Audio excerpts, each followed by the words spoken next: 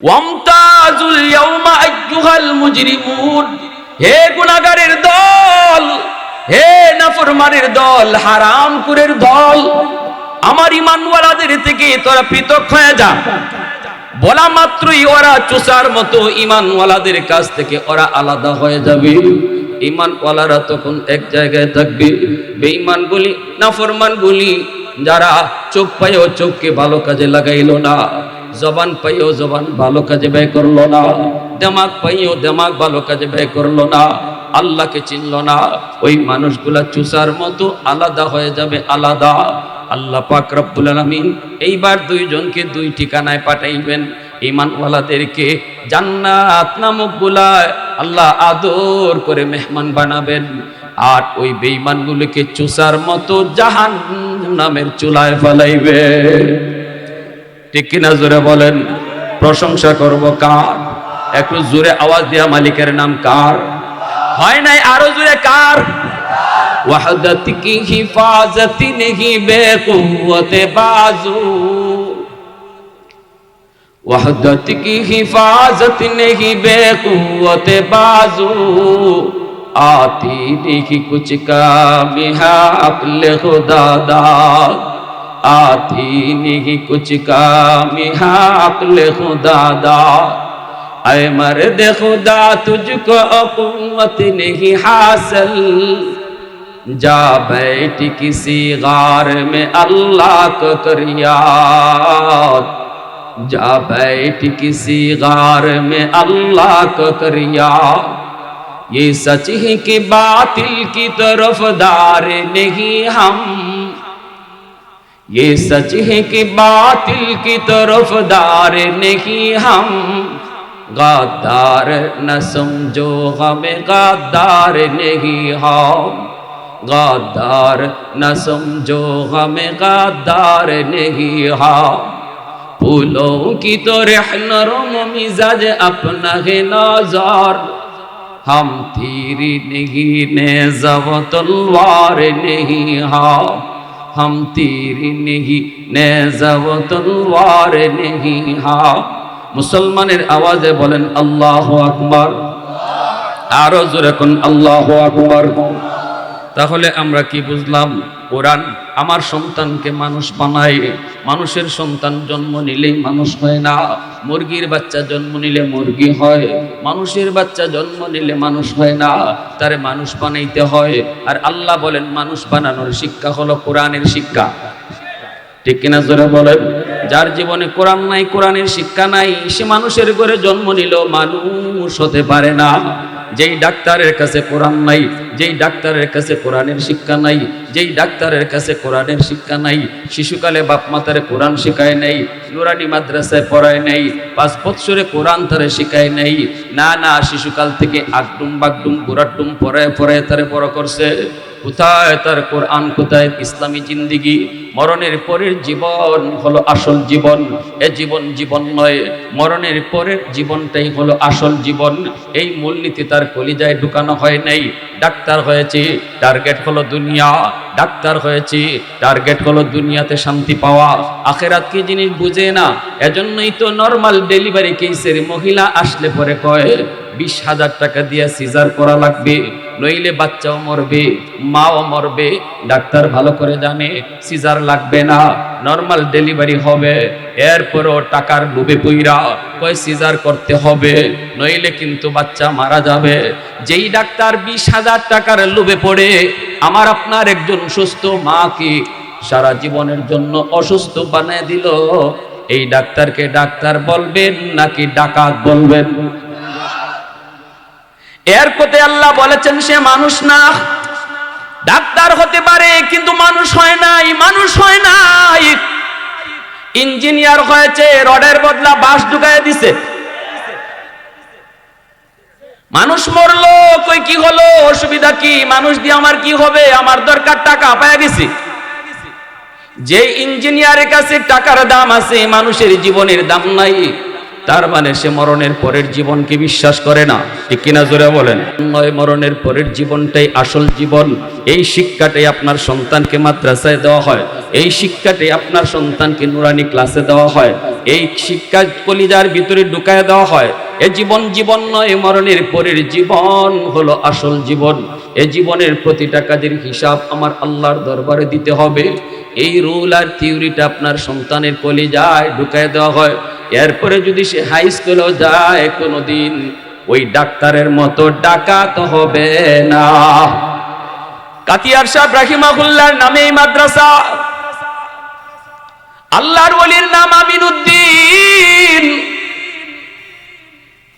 আল্লাহর কুতুব দেখেছি জীবনে কত মাদ্রাসা তৈরি করেছেন। লেখাপড়া করেছে আমি আল্লাহর ওলির মাদ্রাসায়, কত দেখলাম যেখানে গেছেন ওখানে যাইয়েই সবার আগে মাদ্রাসা তৈরি করছেন। কারণ তিনি যাইয়েই বলতেন, বাবা সন্তান জন্ম দিছো, মানুষ বানাও নাই, মানুষ বানাইতে হলে মাদ্রাসা লাগবে, ঠিক কিনা জোরে কোন? মানুষ বানাইতে হলে মাদ্রাসা লাগবে, কোরআনের শিক্ষা লাগবে, আখিরাতের বুঝ তার কলিজায় ঢুকায় দিতে হবে, নইলে কিন্তু সন্তান হবে মানুষ হবে না, ডাক্তার হবে মানুষ হবে না, ইঞ্জিনিয়ার হবে মানুষ হবে না, প্রফেসর হবে মানুষ হবে না। যদি মানুষ বানাইতে হয় শিশুকালে কোরআন তার সিনায় ঢুকাও।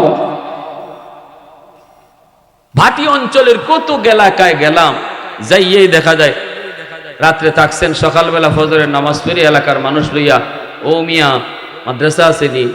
জিনা হুজুর আমরা তো নিয়ত করছিলাম। ডাকো ডাকো সকলকে ডাকো, বুঝে গেছি মাদ্রাসা ওই তো জায়গা কেটাই দিবার কম। আল্লাহর ওলিদের কথা কম কিন্তু আসর বেশি, ঠিক কিনা জোরে কম? আমরা 1 ঘন্টা 1.5 ঘন্টা ওয়াজ করবো আর খাইতে সাবে বইয়া খালি কইবা, ও মিয়া আল্লাহর জমিনে আল্লাহর দ্বীন জিন্দা হোক, তাম দুনিয়ার সমস্ত মুসলমানকে আল্লাহ তুমি এক করো, নেক করো। গোটা 1.5 ঘন্টার বয়ানে আপনাদের কলিজা যদ্দুর নরম হইব, আল্লাহর ওলির এক কথায় দিল নরম হয়ে যাবে, ঠিক কিনা?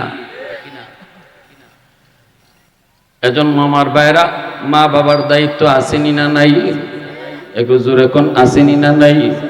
আল্লাহর নবী কয়, কুল্লু মাউলুদিন ইউলাদু আলাল ফিতরা ফাআবাওয়াহু ইউহাব্বিদানিহি আও ইউনাসসিরানিহি আও ইউমাজ্জিসানিহি। নবীজি বলেন, আল্লাহর নবী বলেন, সমস্ত সন্তান দুনিয়াতে আসে আল্লাহর ওলি হইয়া, মা বাবা তারপরে তার বিলায়ত নষ্ট করে, বাপ মার কারণে তার বুজুর্গি নষ্ট হয়। আল্লাহর নবী বলেন, সব সন্তান দুনিয়াতে আয় মঈনুদ্দিন চিশতির মতো ওলি হইয়া, আব্দুল কাদের জিলানির মতো ওলি হইয়া।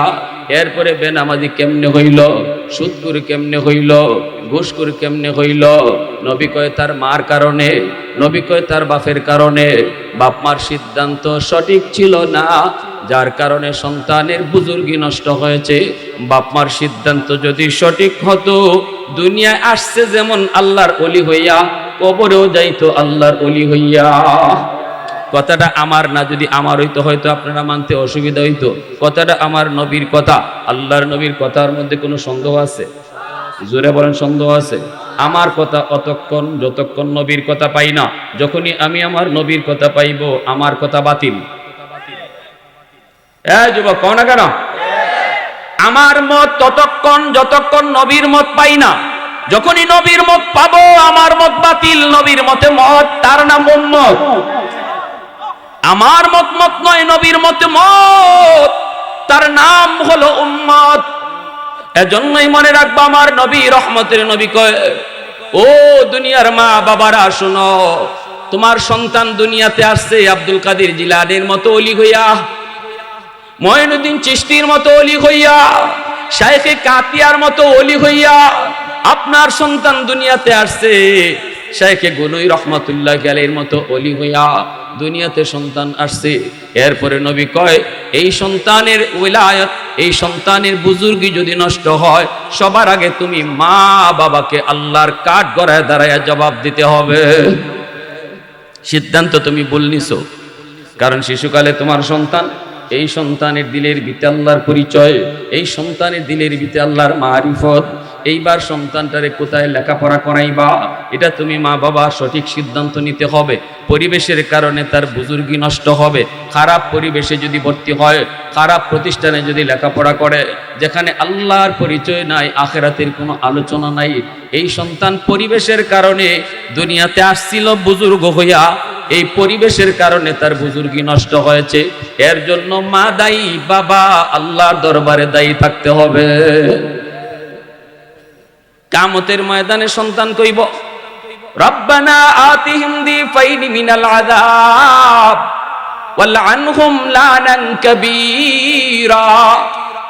সন্তান কইব, আল্লাহ আমারে তুমি জাহান্নামে পরে দাও, আগে আমার বাপ মারে আনো। আমি কোথায় লেখাপড়া করবো, কোথায় যাবো, আমি তো তখন বুঝি নাই। বুঝতেন আমার আম্মা, বুঝতেন আমার আব্বা, কিন্তু আমাকে ভালো প্রতিষ্ঠানে আমার বাপ মা ভর্তি করেন নাই। যেখানে পড়লে পরে তোমার পরিচয় জানতাম, যেখানে পড়লে পরে মরণ পর্যন্ত তোমাকে নিয়েই থাকতাম। আল্লাহ আখিরাতের ফিকির আমার অন্তরে ঢুকায় নাই। আমি তো শিশু ছিলাম, আমি তো জানতাম না। আমাকে এমন এক প্রতিষ্ঠানে ভর্তি করলো, আগডুম বাগডুম শিখলাম, কিন্তু আল্লাহকে চিনলাম না। আল্লাহ আমার বাবা দায়ী, আমার মা দায়ী। আমি তো দুনিয়া আসছিলাম তোমার পরিচয় লইয়া, কেন তারা আমাকে এই পরিচয় ভুলাইয়া দিল? আল্লাহ আমার মারে ডাকো, আমার বাবারে ডাকো। তারপরে কইব, আমারে যেই পরিমাণ শাস্তি তুমি জাহান্নামে দিবা, আল্লাহ আমার বাপ মারে ডাবল শাস্তি দিও। নাউজুবিল্লাহ। যুরকন সন্তানে আবদার করতেছে, আল্লাহ আমারে জাহান্নামে যেই শাস্তি তুমি দিবা, বেনামাজি হওয়ার কারণে, সুদখোর ঘুষখোর হওয়ার কারণে, আমার বাপ মারে ডাবল শাস্তি তুমি দিও। তখন আল্লাহ কইব, তোর বাপের ঘাড়ে ফাড়া দিয়ে তুই জাহান্নামে যা, তোর মার ঘাড়ে ফাড়া দিয়ে তুই জাহান্নামে যা। এই বাপ মারেও আল্লাহ জাহান্নামে দিয়ে দিব, যদি আমরা আমাদের দায়িত্ব ঠিক মতো আদায় না করি। সন্তানের কারণে বাপ মা হয় জান্নাতি হবে, নয় জাহান্নামী হবে। সন্তানকে যদি সঠিক শিক্ষা দেই, সন্তানকে যদি আমার সিদ্ধান্ত সঠিক রাখি সন্তানের লেখাপড়ার ব্যাপারে, তাহলে এই সন্তানই আমার জান্নাতে যাওয়ার উসিলা হবে। আর যদি আমি সিদ্ধান্তে ভুল করি, তাহলে এই সন্তানই আমার জাহান্নামে যাওয়ার উসিলা হবে। কি ভাই কষ্ট পাইতেছেন? হ্যাঁ,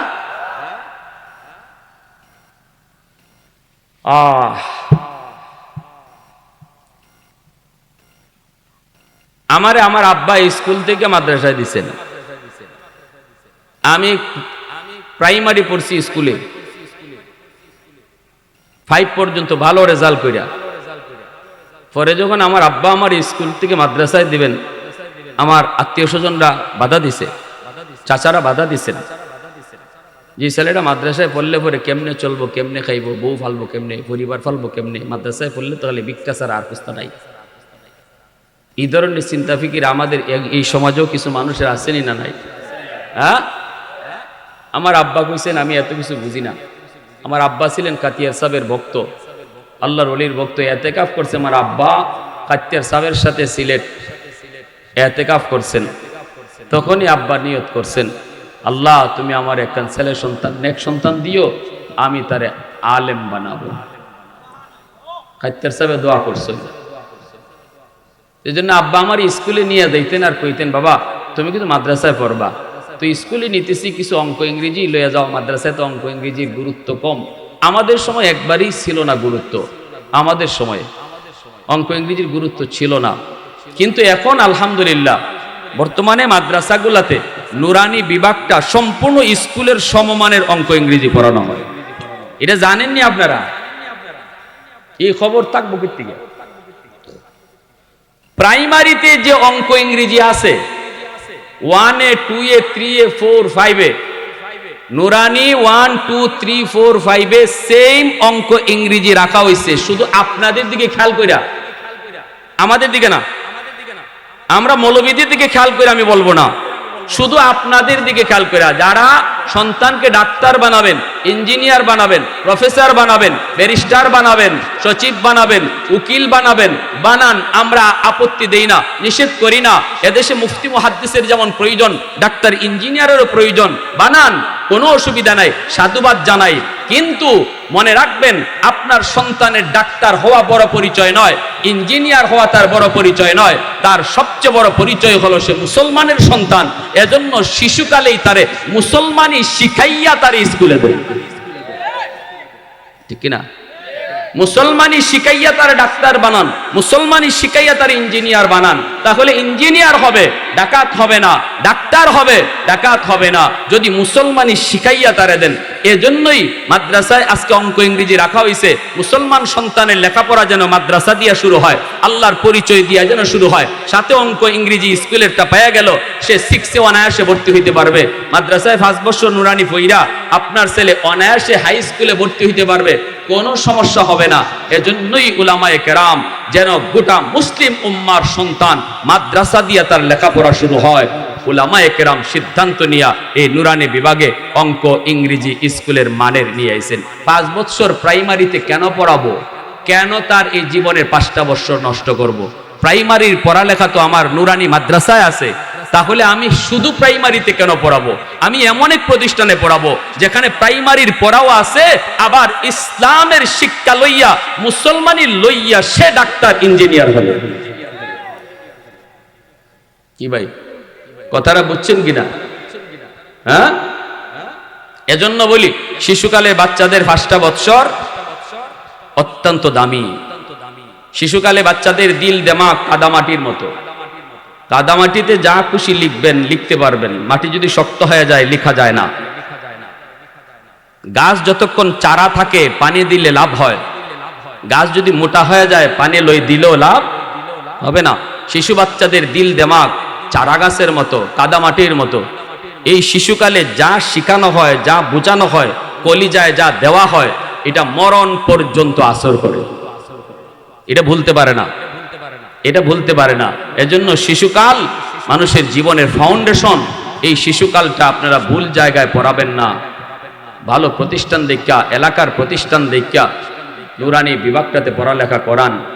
এর পরে আপনার মন চাইলে আলেম বানান, যদি বানান নূরুন আলা নূর, হাফেজ যদি বানাইতে চান নূরুন আলা নূর। আর যদি না বানাইয়া তারে ডাক্তার ইঞ্জিনিয়ার প্রফেসর বানাইতে চান, আমরা নিষেধ করি।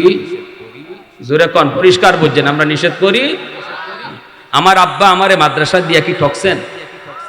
কেউ ভাই পিছনে ভাইরা বলেন না, আব্বা আমারে মাদ্রাসায় পড়ায় ঠকছেন? আমিও তো ভালো স্টুডেন্ট ছিলাম স্কুলের। আমার ছোট ভাই মাসুমের মতোই হয়তো আমি স্কুল কলেজে পড়লে এরকম আমিও সচিব হইতাম।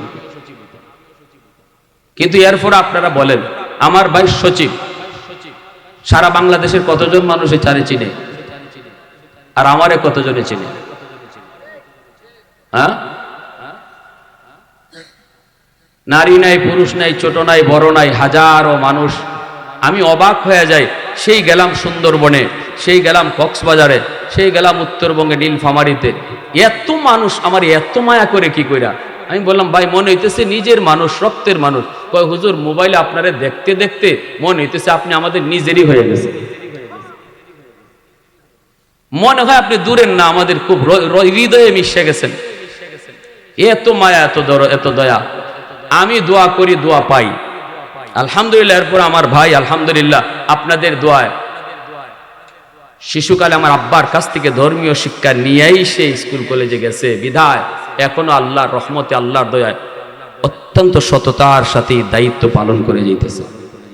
পিছনে একটা কালো দাগ, লাল দাগ নাই, একটা লাল দাগ নাই। যার কারণে আওয়ামী লীগ পিরিয়ডও সচিব, তত্ত্বাবধায়কের আমলেও সচিব। এরকম কয়জন আছে যে যারা আওয়ামী লীগ আমলে ছিল এখনো আছে? আওয়ামী লীগ আমলে যারা ছিল এরা তো সব দৌড়ের উপরে আছে, ঠিক কিনা?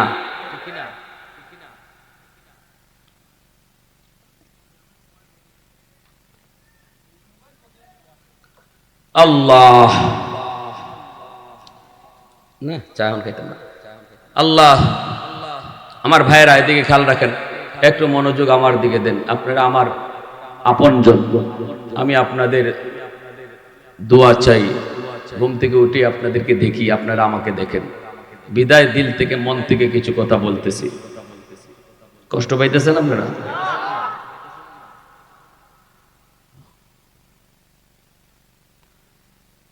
আল্লাহর নবী রহমতের নবী বলেন, মা বাবার দায়িত্ব সন্তানের প্রতি আসেনি না নাই?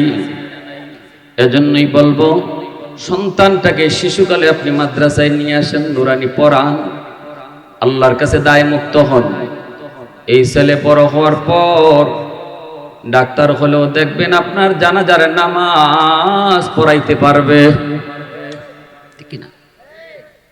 নুরানি বিভাগে যদি পড়ালেখা করে আপনার সন্তান ডাক্তার হয়, তবু জানাজা পড়াইতে পারবে। তারে জানাজা পড়ানো শিখিয়ে দেওয়া হবে, পবিত্র কোরআনের সূরা ইয়াসিন মুখস্থ করে দেওয়া হবে, মুমূর্ষ অবস্থায় সূরা ইয়াসিন পড়বে, আর আল্লাহ তোমার মরণের কষ্ট আল্লাহ মাফ করে দিবে। সন্তান বাবার কবর দেখলে পুরি সূরা ইয়াসিন পড়বে, ইয়াসিন পড়ে পড়ে চোখের পানি ঝরাবে, আল্লাহ কবরের আযাব মাফ করে দিবে, কবরের আযাব আল্লাহ মাফ করে দিবে। এটা বাপ মার সঠিক সিদ্ধান্তের কারণে। আর যেই বাপ মা সৎ সিদ্ধান্তে ভুল করেছে, ভুল, এই সন্তান বাবার কবরের পাশ দিয়া গান গেয়ে যায়, বিন্দু পরিমাণ তার অনুভূতি লাগে না। আমার সন্তান আমার কবরের পাশে কোরআন পড়বে না গান গাবে, এই সিদ্ধান্ত নিবে তার মা, সিদ্ধান্ত নিবে তার বাবা। যদি বলো আমার সন্তান কোরআন পড়ুক, তাহলে বলবো সন্তানটাকে শিশুকালে নুরানি মাদ্রাসায় পড়াও। আর যদি মনে করো না লাগবে না, যা মন চায় তা করুক, তাহলে বলবো আগডুম বাগডুম শিখাও। সাফ সাফ কথা, আমার কথার ভিতরে কোনো ধরনের কোনো ভেজাল নাই, পরিষ্কার কথা। এজন্য আপনি কি চান? কোরআন আপনার কবরের পাশে কোরআন তেলাওয়াত হোক না গান বাজুক, এটা আপনার সিদ্ধান্ত নেওয়ার বিষয়। ভাইরা বন্ধুরা, আল্লাহর নবীর একজন সাহাবী হযরত আব্দুর রহমান রাদিয়াল্লাহু তাআলা আনহু, তিনি চলে যাবেন দাওয়াতের কাজে চলে যাবেন। বিবির গর্ভে তখন সন্তান। বিবিকে বলতেছেন, বিবি গো, যদি আমার সন্তান ছেলে হয় তাহলে তুমি তারে মাদ্রাসায় পড়ায়ো, তারে তুমি কোরআন শিখায়ো, আমার সন্তানকে আলেম বানায়ো, হাফেজ কোরআন তুমি বানায়ো। মন চায় কিয়ামতের ময়দানে আল্লাহর সামনে একজন হাফেজ আলেম, একজন মুহাদ্দিসের বাবা হইয়া আল্লাহর সামনে পরিচয় দেই। কারণ কিয়ামতের ময়দানে একজন আলেমের মা, একজন হাফেজের মা বাবা এতটা সম্মান আল্লাহর কাছ থেকে পাবে, কোন নবীর মা বাবাও এত সম্মান পাবে না। মান কারা আল কুরআন ওয়া আমিলা বিমা ফিহি উলবিসা ওয়ালিদাহু তাজান ইয়াউমাল কিয়ামাহ আও কামা ক্বালা নবী আলাইহিস সালাম দাউহু আহসানু মিন দাউইশ শামস। নবীজি বলেন, কিয়ামতের ময়দানে আল্লাহ পাক একটা নূরের মুকুট নিয়ে আল্লাহ দাঁড়ায় থাকবে, আর বলবে আসো মা বাবারা আসো। নবীর মা বাবা যায় কই, আল্লাহ আমি অমুক নবীর মা, অমুক নবীর বাবা। আল্লাহ বলবেন আমি তোমাকে খুঁজি না। আরেক নবীর মায় বাবায় কই, আল্লাহ আমি অমুক নবীর মা, অমুক নবীর বাবা। আল্লাহ তখনও বলবে আমি তোমাকে খুঁজি না, তোমাকে খুঁজি না। তখনই দেখা যাবে বেশ পরে একজন হাফেজ কোরআনের মা, একজন আলেমের বাবা এসে কইব, আল্লাহ আমি অমুক হাফিজ সাহেবের মা, অমুক হাফেজ কোরআনের বাবা, অমুক আলেমের বাবা, অমুক আলেমের মা। তখন আল্লাহ হাসরবাসীর সামনেই বলবে, আমি তো তোমাকে খুঁজতেছি। নূরের মুকুট আল্লাহ পরায় দিবে আর বলবে, দুনিয়াতে তোমার সন্তানের মাথায় পাগড়ি পরাইছিল মানুষ, আর আজ হাসরের মাঠে তোমার মাথায় পাগড়ি পরাবো আমি আল্লাহ। সন্তানের মাথায় পাগড়ি পরায় মানুষ, আর বাপ মার মাথায় পাগড়ি পরায় কে? একটু জোরে আওয়াজ দিয়ে বলেন না কে? কারণটা কি? কারণ কয় বাপ মা সমাজের সাথে যুদ্ধ করা লাগছে। সমাজ একদিকে চলছে স্রোতের তালে তালে স্কুল কলেজের দিকে, 100টা বাচ্চার মধ্যে 90টা বাচ্চা স্কুল কলেজে যায়, আর 10টা বাচ্চা মাদ্রাসার দিকে আয়। স্রোত চলছে ওই দিকে, আর এই মাদ্রাসার দিকে বাপ মা চলছে স্রোতের উল্টা। আবার কতজনে কত কথা কয়, মাদ্রাসায় দিতেছ, খাইব কেমনে, চলবো কেমনে, পড়বো কেমনে, কত কথা শোনার পরও কত মা কত বাবা মন খারাপ করে না, মানুষের কথা শুনলেও সিদ্ধান্ত পাল্টায় না।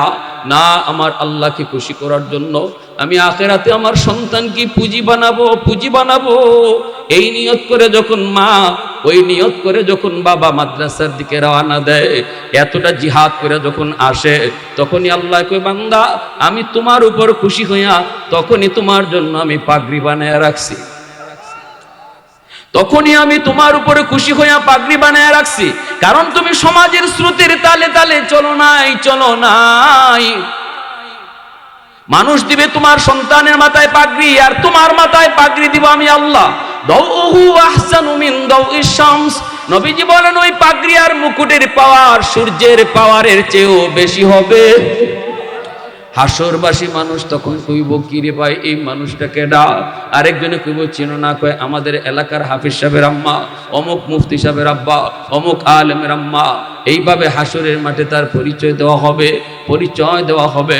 একজন হাফেজের মা বাবাকে আল্লাহ পাক নাম ধরে ডাক দিবে না, হাসরের মাঠে আলেমের বাপ মারে আল্লাহ নাম ধরে ডাক দিবে না, মুফতি সাহেবের আব্বা আম্মারে আল্লাহ নাম ধরে ডাক দিবে না। দুনিয়াতে মানুষ তারে ডাকতো ও মুফতি সাহেবের আব্বা, ও হাফিজ সাহেবের আম্মা। হাসরের মাঠে আল্লাহ কইব ও হাফিজ সাহেবের আম্মা। মানুষ তোমারে যেইভাবে ডাকতো ওইভাবেই আল্লাহ তোমারে ডাকবে হাসরের মাঠে। এত ইজ্জত, এত সম্মান। আব্দুর রহমান রাদিয়াল্লাহু তাআলা আনহুর বিবি স্বামীকে বিদায় দিলেন, দাওয়াতের কাজে চলে গেলেন, আর বলে গেলেন যদি আমার ছেলে সন্তান হয় তাহলে তুমি তারে মদিনার মসজিদে ভর্তি করায়ো, মদিনার মাদ্রাসায় ভর্তি করে আলেম বানাও, হাফেজ তুমি বানায়ো। এই বইলা তিনি চলে গেলেন দাওয়াতের কাজে। এইদিকে ছেলে সন্তান জন্ম নিল, মা সন্তানের নাম রাখলেন রবিআতুর রায় নাম রাখলেন। বসন্তকালের বাতাস, এত সুন্দর একটা নাম। ছেলে মার কাছ থেকে দিন শিখতে লাগলো। মা যদি দিনদার হয় সন্তান দিনদার হয়, মা যদি আল্লাহওয়ালি হয় সন্তান আল্লাহওয়ালি হয়। কারণ সন্তান মার টাচে থাকে বেশি, বাবার এতটা টাচে থাকতে পারে না, সুযোগ পায় না। বাবা তো বেশিরভাগ সময় বাহিরে থাকে, মাকে সন্তান বেশি টাইম পায়। এজন্য মা যদি ফর্দা নিশিন হয় সন্তান অটো ফর্দা করা শিখে যায়। ঠিক কিনা জোরে বলে? হ্যাঁ, আমি ওইখানে বয়ানে পেয়েছি আমার ছোট্ট বাচ্চাটা, ছোট্ট মেয়েটা যদি ওর মা কোনো রুমে থাকে আর ওর কোনো চাচা, যেমন জশাব মনে করেন জানে না এই রুমে ঢুকে পড়বে, আমার ছোট্ট মেয়েটা আয়েশা সে কিন্তু এখনো পর্দা কি জিনিস বুঝে না। যখনই বুঝতেছে তার মা এই রুমে কিন্তু চাচা ঢুকতেছে, চাচা জানে না, তখন আমার বাচ্চাটা যাই এই চাচার বুক দুইরা কোমরে দুইরা কয় চাচু এই রুমে আম্মু আছে। আওয়াজ নাই, এই রুমে কে আছে? কে শিখাইলো এটা? এই বাচ্চাটা। কারণ বাচ্চারা দেখছে মায় পর্দা করে, পরপুরুষের সামনে যায় না, ওর চাচাদের সামনে মা যায় না। এজন্যই যখনই বুঝছে চাচাও জানে না এই রুমে মা, এজন্য চাচার কোমর ধরে কয় চাচু এই রুমে যায়েন না, এই রুমে আম্মু আছে। তাহলে মা যদি পর্দা করে সন্তান অটো পর্দা শিখে যায়। ঠিক কিনা জুড়ে বলেন? যে শিখাইতে হয় না, অটো পর্দা করা শিখে যায়। মা যদি নামাজি হয় সন্তান নামাজি হয়, মা যদি কোরআন পড়ে সন্তান অল্প দিনে হাফেজে কোরআন হয়। আমি তো এই কথা বলি অভিজ্ঞতার আলোকে বলেছেন। পেটে সন্তান লইয়া যদি মা বেশি বেশি টক খায় সন্তান বড় হওয়ার পরে টক প্রিয় হয়। পেটে সন্তান লইয়া যদি মা বেশি বেশি মিষ্টি খায় সন্তান বড় হওয়ার পরে মিষ্টি প্রিয় হয়। পেটে সন্তান নিয়ে যদি মা বেশি বেশি ঘুমায় সন্তান বড় হওয়ার পরে অলস হয়। পেটে সন্তান নিয়ে মা যদি টুকটাক কামকাজ করে সন্তান বড় হওয়ার পরে কর্মঠ হয়।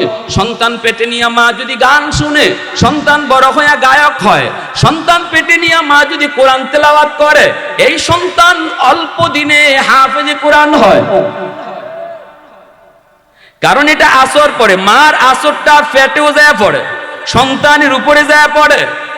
দুধ খাওয়ানোর সময় সন্তানের উপরে মার আসর পড়ে। এজন্য রবিয়ার মা শিশুকালে তারে দিন শিখাইলেন, দিনই পরিবেশে তারে বড় করতেছেন। মাদ্রাসায় ভর্তি করার বয়স যখন হয়ে গেল মদিনার মসজিদে নিয়ে হাজির।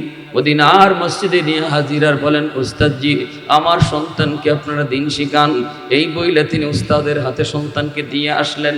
অল্প দিনের ভিতরেই দেখা গেল সন্তানের জেহেন ভালো, মেধা ভালো, চরিত্র ভালো, আখলাক ভালো, উস্তাদদের মুখে মুখে রটে গেল।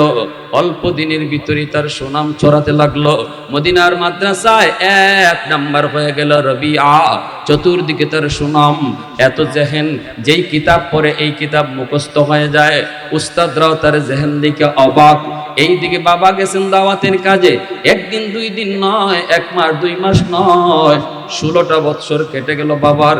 বাবা তো আর আসেন না। মার কাছে জিজ্ঞেস করে রবিয়া, মা আমার আব্বু কোথায়? মা কয়, বাবা সন্তান কি বুঝ দে বাবা, তোমার আব্বু তো দাওয়াতের কাজে বের হয়েছেন, জানি না কবে আসেন, কখন আসেন জানি না, আবার দুনিয়াতে আসেন কিনা তাও তো জানি না মা। এইদিকে রবিয়া 16 বৎসরে মদিনার মাদ্রাসার পড়ালেখা শেষ কইরা এই মাদ্রাসারই মুহাদ্দিস হয়ে গেলেন। যেই মাদ্রাসায় পড়ালেখা করছেন এই মাদ্রাসারই উস্তাদ। শুধু তাই নয়, ওনার আখলাক, ওনার চরিত্র, ওনার আমল দেখা মদিনার মানুষ মদিনার মসজিদের ইমাম বানায় দিল।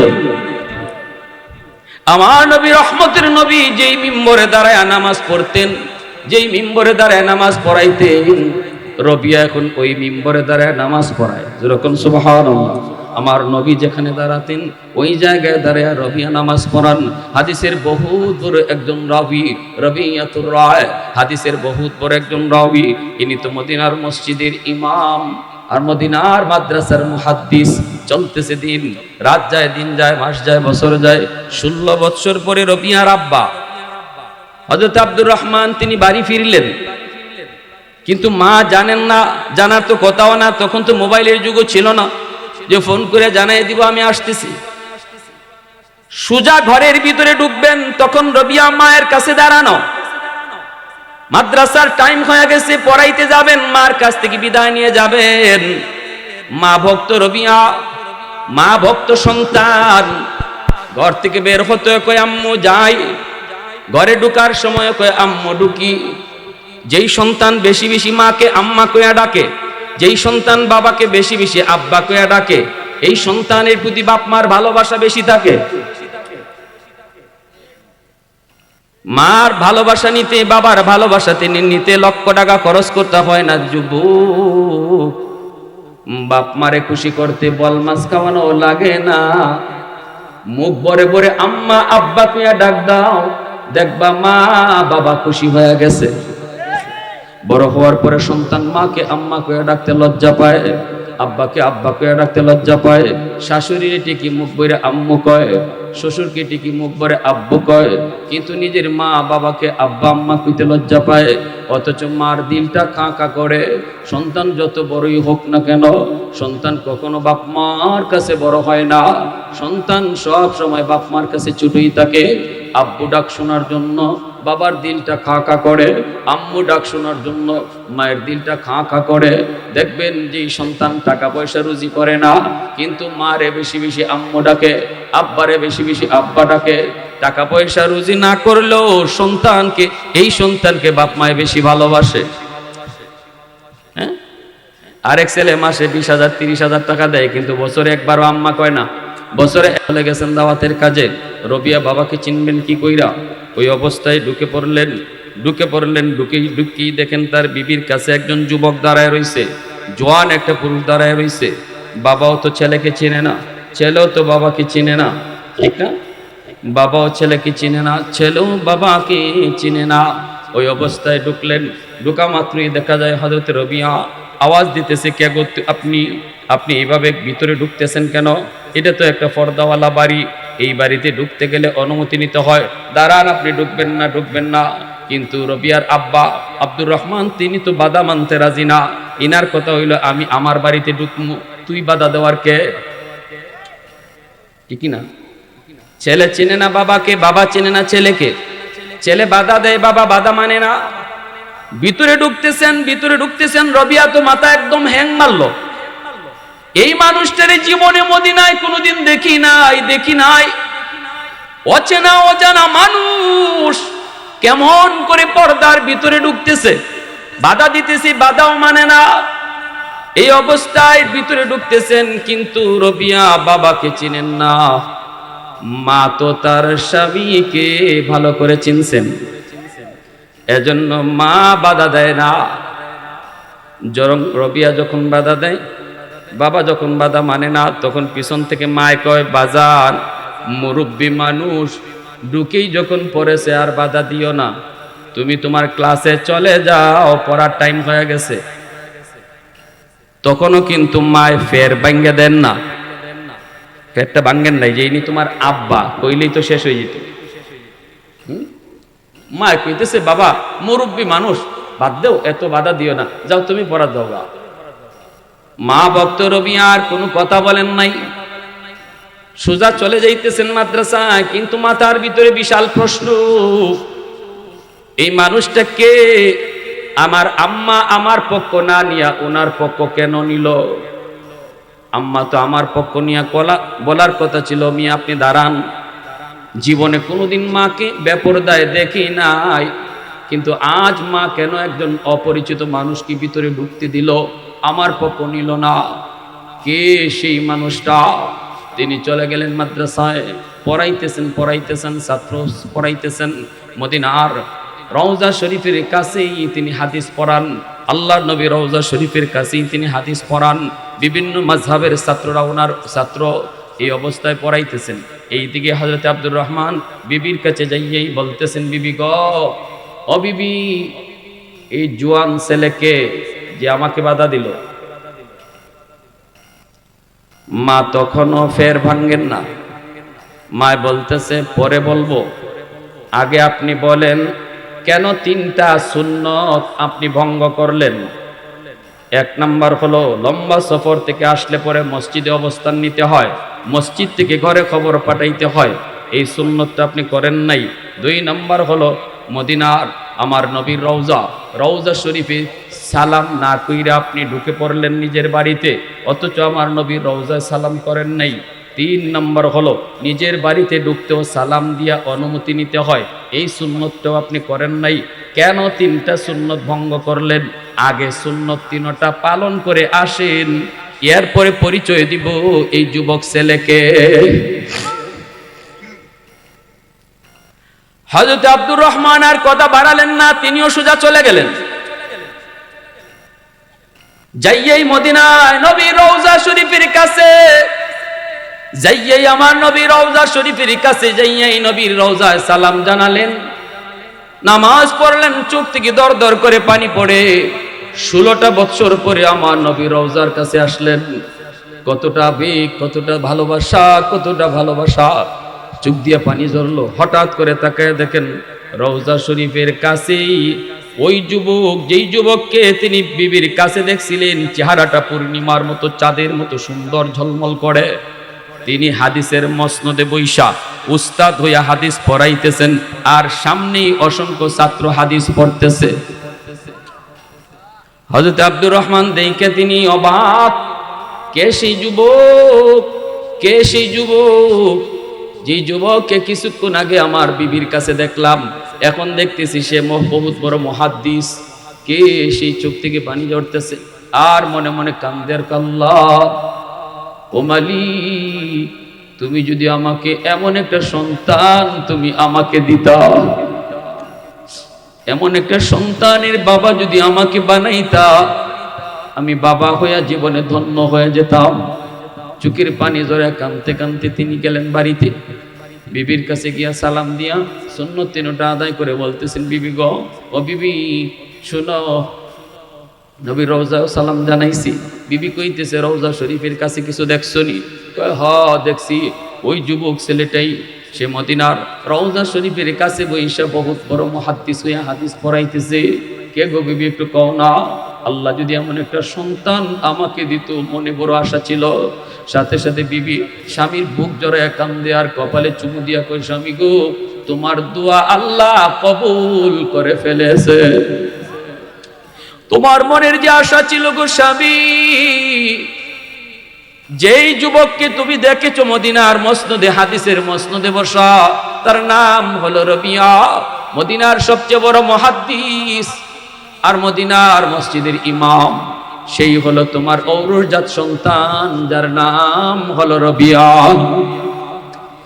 সাথে সাথে তিনি আল্লাহর কুদরতি কদমে সাজদায় পড়ে শুকরিয়া আদায় করেন।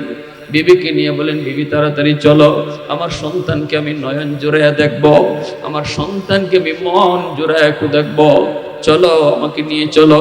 কাছে চলে আসলেন, পর্দার আড়াল থেকে বিবি ডাক দিয়া কয়, মায় ডাক দিতেছে সন্তান রে, বাবা রবিয়া একটু এদিকে আসো। পর্দার আড়াল থেকে মার ডাক শুই না, সাথে সাথে পড়া বন্ধ কইরা তিনি চলে আসলেন মায়ের কাছে। আয়েশা দেখেন ওই বুড়া মানুষটা, বৃদ্ধ মানুষটা এখনো মায়ের পাশে দাঁড়ানো। হযরত রবিয়া মাথাটা নিচের দিকে দিয়া দিছেন, কথা বলতে পারেন না। মা তখন বলতেছে, বাবা রবিয়া, তোমার মনেও প্রশ্ন ছিল, মা জীবনে কোনোদিন বেপরদায় চলি নাই, এই মানুষটারে আমি কেমন করে এই জায়গা দিলাম, কেমন করে তার সাথে পর্দা ভঙ্গ করলাম, এই প্রশ্নটা তোমার মনে। বাবা আমিও বুঝতেছি, কিন্তু বাবা শোনো, যেই বৃদ্ধ মানুষটা আজকে তোমার মায়ের পাশে দাঁড়ানো, 16টা বৎসর যেই বাবার কথা আমাকে শুধু জিগাইতা, আম্মু আমার আব্বু কেমন, আমার আব্বুর চেহারা কেমন, আমার আব্বু কবে আসবে, এই হলো তোমার বাবা। দৌড় দিয়া বাবার বুক জড়ায় ধরলেন। বাবা ছেলে দুজনে কুলাকুলি, চুকির পানি একজনে আরেকজনের মুছে দে। সন্তানকে, আল্লাহ তুমি যে আমার আব্বারে দেখাইছো, বাবাই কয়, আল্লাহ তুমি যে আমাকে এমন একজন বাবা বানাইছো। কোলাকুলি কইরা বাড়ির দিকে রওনা দেয়। সন্তানকে, আব্বু তুমি আগে হাঁটো, আমরা তোমার পিছনে হাঁটি। বাবা কয়, না বাজান তুমি আগে হাঁটো, আমরা তোমার পিছনে হাঁটি। ছেলে কয়, না আব্বা তুমি বড়, তুমি আগে যাও। বাবা কয়, না বাজান তুমি বড়, আমরা ছোট। এখন তো কেউ আগে যাইতে চায় না। এটাই হলো আমার নবীর শিক্ষা। মাদ্রাসায় আদব শেখানো হয়, ঠিক কিনা আওয়াজ দিয়া বলেন? মাদ্রাসায় আদব শেখানো হয়। উস্তাদের জুতা এখনো মাদ্রাসার ছাত্ররা সোজা কইরা দেয়। ঢাকা ইউনিভার্সিটিতে দেখলাম উস্তাদের বুকে ছাত্রই পিস্তল ধরে, আর মাদ্রাসার ছাত্র উস্তাদের জুতা সোজা কইরা দেয়। আওয়াজ দিয়া কোন ঠিক কিনা? মুরব্বীদেরকে সম্মান করে, শ্রদ্ধা করে। ভাইরা বন্ধুরা, এটা আমার নবীর আখলাক, নবীর খুলুকে আজমের ওয়ারিস হলো মাদ্রাসার ছাত্ররা, উলামায়ে কেরামরা। এইদিকে বাবাও যায় না, ছেলেও আগে যায় না। তখন ছেলেকে, আম্মা তুমি বলো কে আগে যাবে, কে বড় কে ছোট, আম্মা তুমি কও। তখনই মায় কয়, বাজান আমি যদি বলি তাহলে বলবো তুমি আগে যাও, তুমি বড়, আর আমরা বাপ মা ছোট। হযরত রবিয়া কয়, মা কেমনে তুমি কইছো, আমার আব্বা তো উনি, আমি যত বড় হই না উনি তো আমার আব্বু, বাবার চেয়ে ছেলে বড় হয় কেমনে? মা কয়, না বাজান দুই কারণে তুমি বড়। কেমন মা বুঝে? মদিনার মসজিদের ইমাম, তুমি মদিনার মসজিদের ইমাম। ছেলে যদি ইমাম হয়, বাবা যদি মুক্তাদি হয়, তাহলে ছেলের পিছনেই দাঁড়ায়।